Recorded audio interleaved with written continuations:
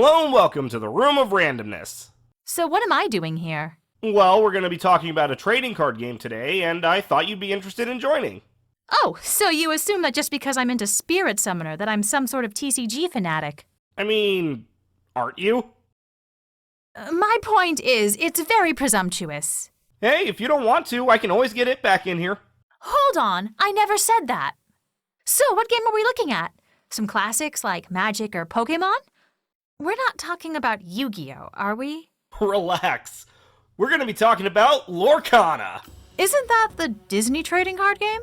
Yep, and I want to start off with something I find interesting about what you just said.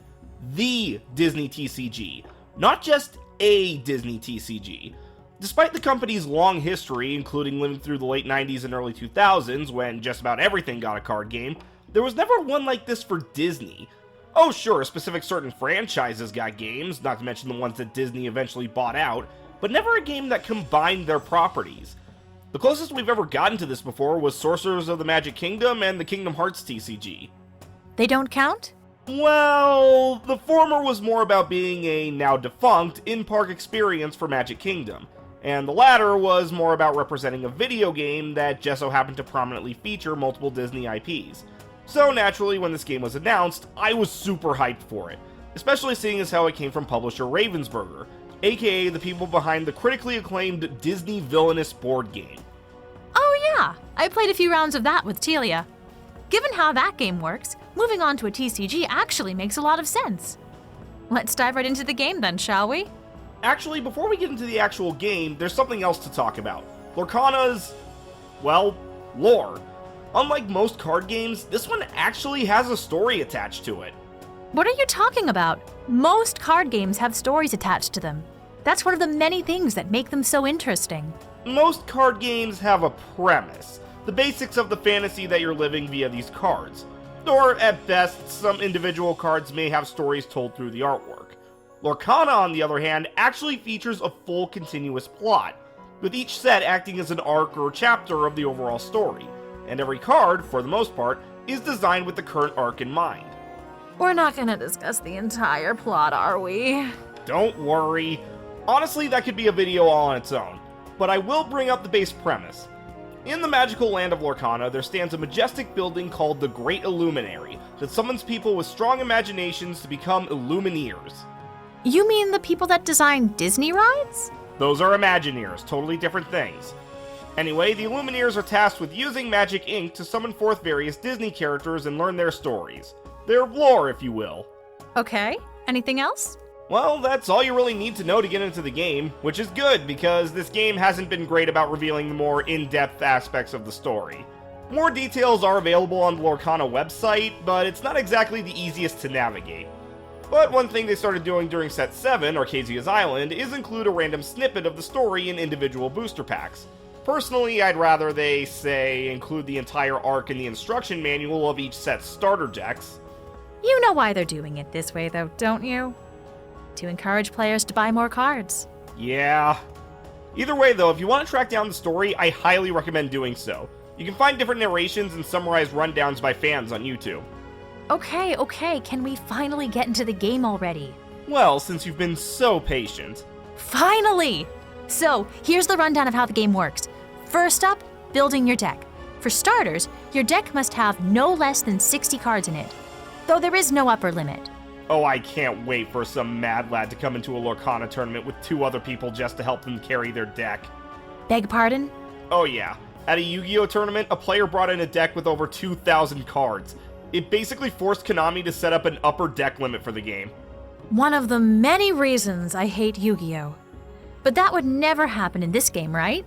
I don't know. There is a Dalmatian puppy card that allows you to have up to 99 copies of it as opposed to the usual 4. Anyway, the other thing to note is that you can only have up to 2 of the 6 colors of ink in your deck. Oh yeah, I should probably explain that. Wait, there's something I want to try.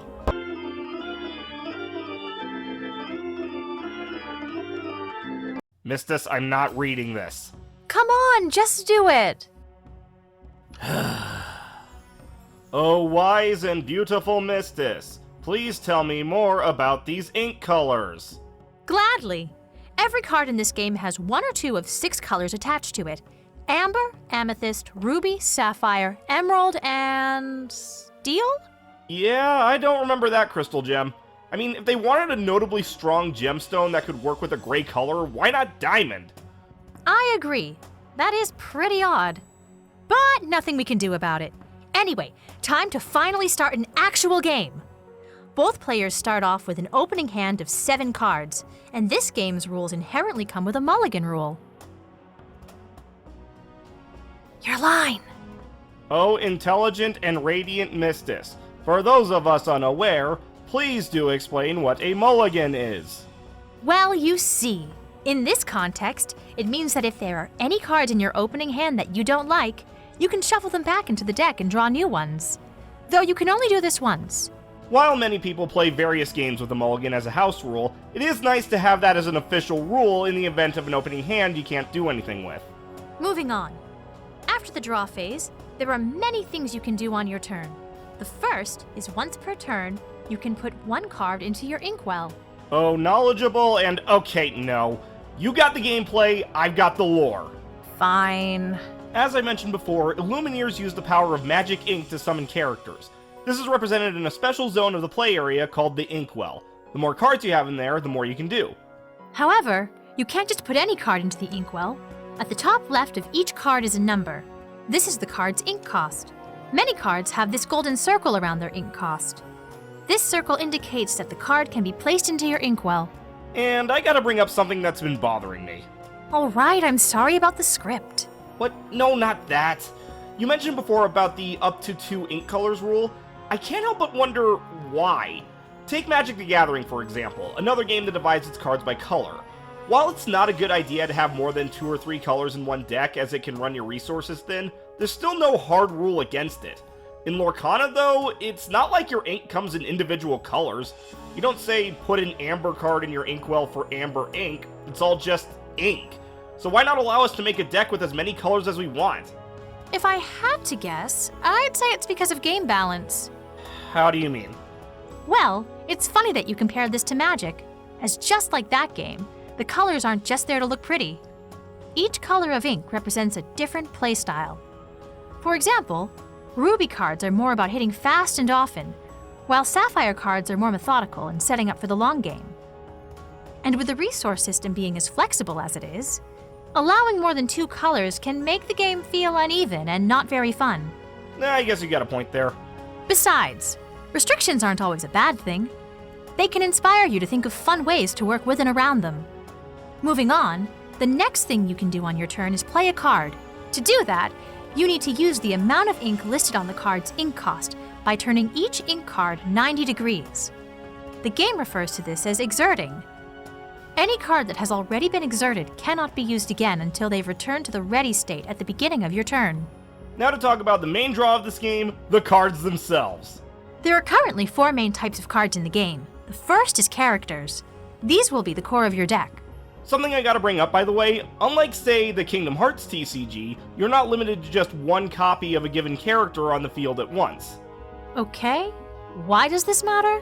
Hey, future Keybearer, rejoice! You can finally lay waste to your enemies with an army of Donalds! Praise the duck! You and your clones are so weird. Anyway, an actually important note about characters is that you can't do anything with them during the turn that they get summoned. The lore reason for this is that since you're summoning them from magic ink, you need to wait for said ink to dry before you can do anything. Next are item cards. These are useful tools that stay on the field so you can use them when needed, which is in stark contrast to action cards, which are single-use cards that get discarded as soon as they are done. Something to note about action cards is that they have a subcategory called songs.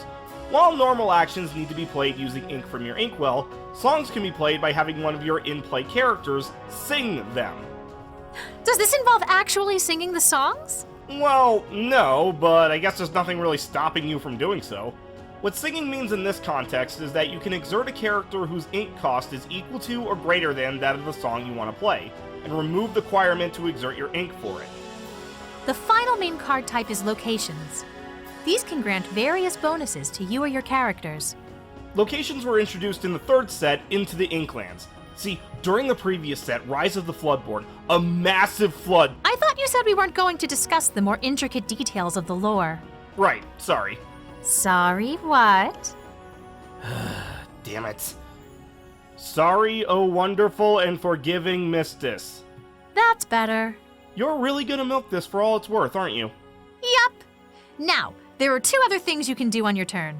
The first is challenge. This is where you exert one of your characters and have them fight one of your opponent's characters. So long as said opposing character is already exerted. Every character card has 2 numbers on the right side. This is their strength and willpower. During a challenge, both characters take damage equal to their opponent's strength. If the accumulated damage a character receives equals or exceeds their willpower, the character is defeated and sent to the discard pile. Not gonna lie, the idea of some of these characters fighting is hilarious to me. I mean, in what world can Flounder hurt anyone?